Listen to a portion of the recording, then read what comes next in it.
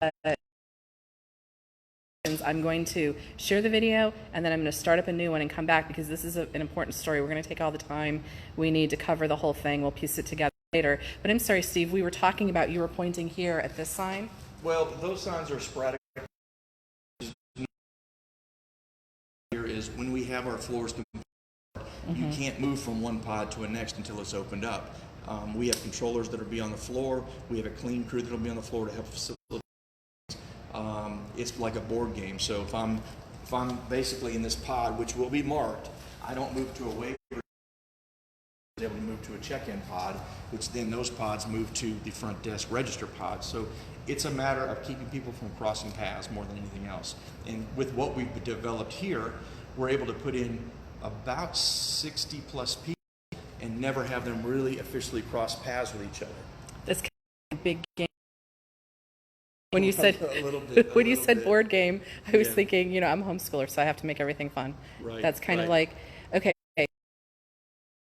so the point, you have spent a great deal of time making sure that people do not cross paths yet, because at which point you found out. We got the notification, quite honestly, we went right back to cleaning and doing some other stuff even more. So with every few days that goes by, we kind of adjust some things. And there's no one who is calling to tell you this is how many days, this is our process, this is what our P's and Q's off of the news and that. It's shameful. Well, okay. You know, frustrating. I had 60 employees that were highly committed. They came in on Wednesday for a mandatory training session. We spent 6 hours, and this is 60 employees, and we made it mandatory. They didn't come for the mandatory meeting, which was basically the COVID training of how we would reopen in the systems that we were going to put in place. They weren't going to be able to work for Galaxy. So everybody showed up. We had 60 of us. We went through 6 hours of training, and coincidentally, right when we were ending is about when the time the governor made his speech. So it was very heart-wrenching to have to tell everybody what we just did. Not that it's not applicable down the road, and it will be, but we're all being held up. We thought we were going to open in 48 hours. Now we don't know. Now we're being told 5-6 weeks, I guess it is. So it was a sucker punch to them as well, because they were excited to come back to work, you know, see kids come in here. They put a lot into it. We had 8 different people working 8 different stations, and we rotated, you know, 7 to 8 people per station every 45 minutes, so they got individually trained in a small group. We don't just talk to them over a chalkboard. So it's things in place. Can you more of a tour? Absolutely. Can you show us some more things? This is Steve, and I'm sorry, your last name again? Fleming. Yeah. And this is his business, the Galaxy Fun Park in Raleigh, and he's showing me some of the things that they did. That was an extensive amount of training. All of our glass we just started putting up yesterday. We're going to completely cover all the way around. We have a bunch of pieces on the ground. All of these desks up here will be completely surrounded in the sneeze guard, so it'll be foolproof when it comes to a fact that it's not yet, but he was ready to open today. The pieces are on the floor. They're over there. We held just back passed a little them. bit just because we had to take a deep breath from Wednesday a little bit, and you know. Right. Okay. So this is kind of this has nothing to do with the check-in with the guests. This is our workers. This is our full-time staff. When they come in, they sign in. You know, not putting names on here, but you can see this was just yesterday. This is the kind of people that we've been putting into work here on a daily basis, getting ourselves ready, or what we thought was going to be ready. So they're masked. You know, when people come into our park, there's going to be a tent at the very out there on the curb, and people will come through the information tent, and we will provide them the needed information that they're getting ready to, what they're getting ready to see inside, to try to help them make better decisions as well. Masks are going to be provided if they need them. They're mandatory, so they can have ones we can provide them if they'd like. If they don't have, or wear their own. But we will talk to them about all of that. The waivers will be new. Everybody has to go through the waiver system. And then everything will come to a choke point here to where we're able to monitor people coming in, making sure they have waiver bands, there's proper shoes on, that they don't go past this point without a mask on. We have people counters. We have temperature controls for checking our staff when they show up for their shifts. Can I ask you a question here? Have you gotten any information from the government about how the coronavirus is spread? Well, it's out there, right? CDC websites, From the things CDC, like that, anything right? from our state government helping you Nothing to more- make these sort of determinations about what would be a healthier entry into your business? Nobody from the state government has contacted you to say, this is our research, this is what you should do for your specific business? No, we have not. You've done all of this on your own. We have reached out to some people who come, like I said, come out of the industry of high traffic type places and ask for their input.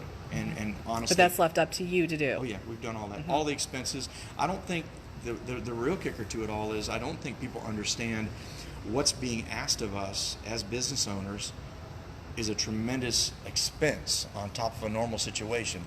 And I see people who talk about us being, oh, you can't open because you're so big, and I've seen how many kids go in there. Well, let's be realistic that at our best we're probably going to be able to open on a 25% capacity, okay? And that for us is 300 people.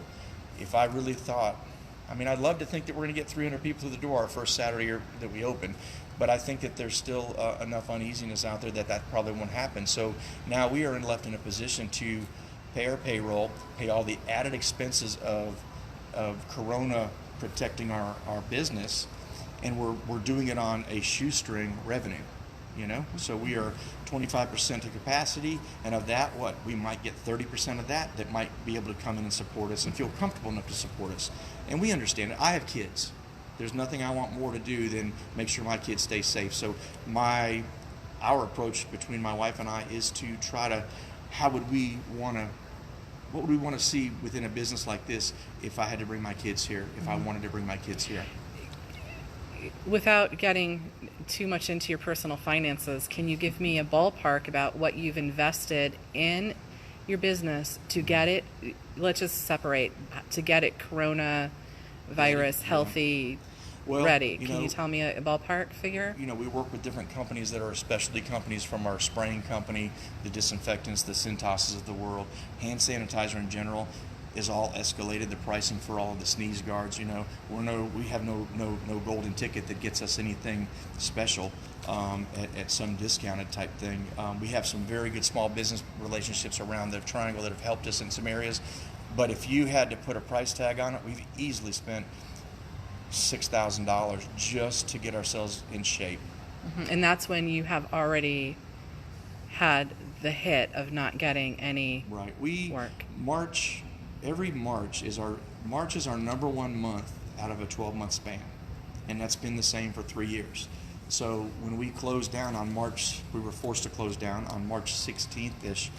We had already seen a 50% drop for the last 3 or 4 weeks. So we never saw our number one March month. So we lost April, we lost May. Looks like they're wanting to force us to lose June as well. So the financial loss is extreme, and it's not just our business, it's everybody's who's not been able to open. So right, can we see some more? Is there Sure, some more absolutely. that you can show us? I'm very interested in seeing the in-depth amount of research and development he's done. All of our here. TVs that we normally do are now going to be informational electronic signage, okay, and all that's coming together. We've taken games that used to be side by side and turned them back to back. So that's so that smart. they're separated, or we've separated things like this that used to be side to side. We've taken our jump zone, which is a trampoline park of 10,000 square feet, and we've turned the ramp into an entrance only, and then we have our steps as an exit only. So I can show you the way this transitions, which is completely different than it used to be. You used to walk up and down this ramp, and you could easily bypass people all day long, and that's been the norm, right? So what we've done now is created an entrance only for trampolines, an exit only for trampolines, and then we've gotten rid of a ton of our seating for the parents, unfortunately, and spaced them out, obviously, for the obvious reasons.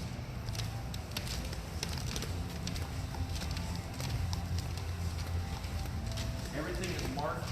I think the biggest thing I would say with making adjustments, I've seen people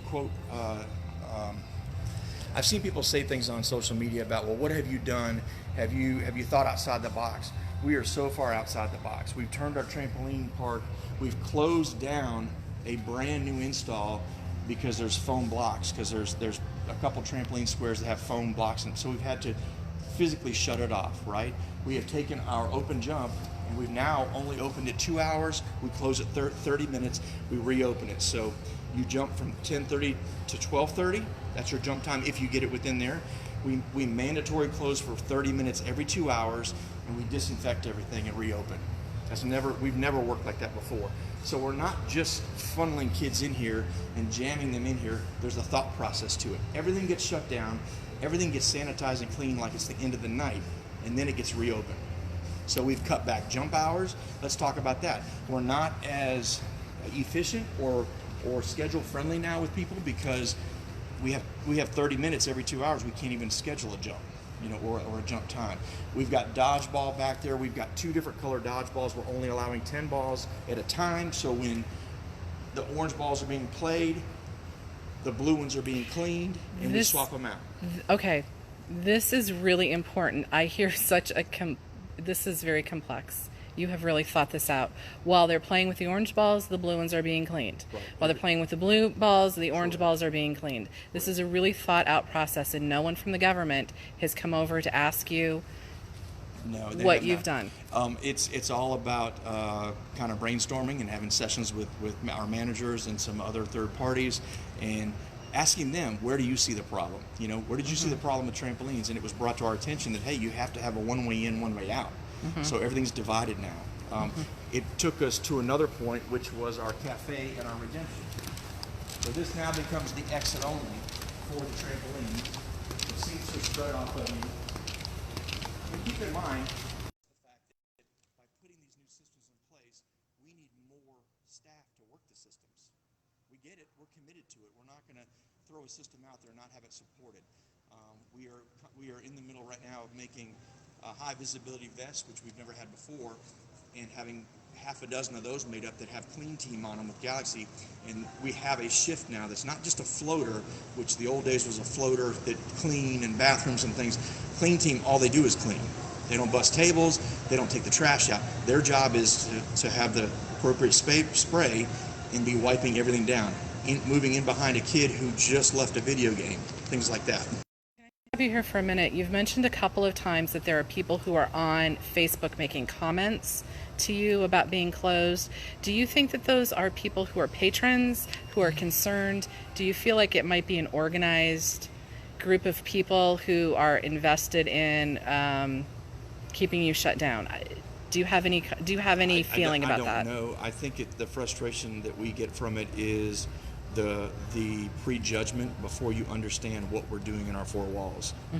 I don't pretend to understand where people's motivation is for this, and I don't know if they're more scared to allow us to open or more scared because what that might bring us as a business and maybe be successful and survive, or if they're more scared that they honestly think that we could help throw a spike into the whole COVID thing. I have a tremendously hard time understanding that mentality of it, because when I look at the big boxes that are open and the amount of product that's on the shelves, the number of SKUs that a Home Depot or a Target or a Walmart has, and the daily touching and all the touch points, which is what they've talked about, tend to transmit and increase the COVID opportunity to grow. Why aren't we seeing this? So that's when I ask things on Facebook and I say, what am I missing? That's what I'm trying to understand, because I will put my park, our big box, against anybody else that's this size with cleaning. Our most important thing is to keep the kids safe. I have kids. We're not going to open something up here that allows them to be in an unsafe environment. Okay, we'll do everything. We've closed the ropes course. We've closed the mission control because of the touch points. We are understanding that there are some places we don't feel we can control, and we're not comfortable opening those yet. Hopefully, phase 3, phase 4, however it works, those will open back up.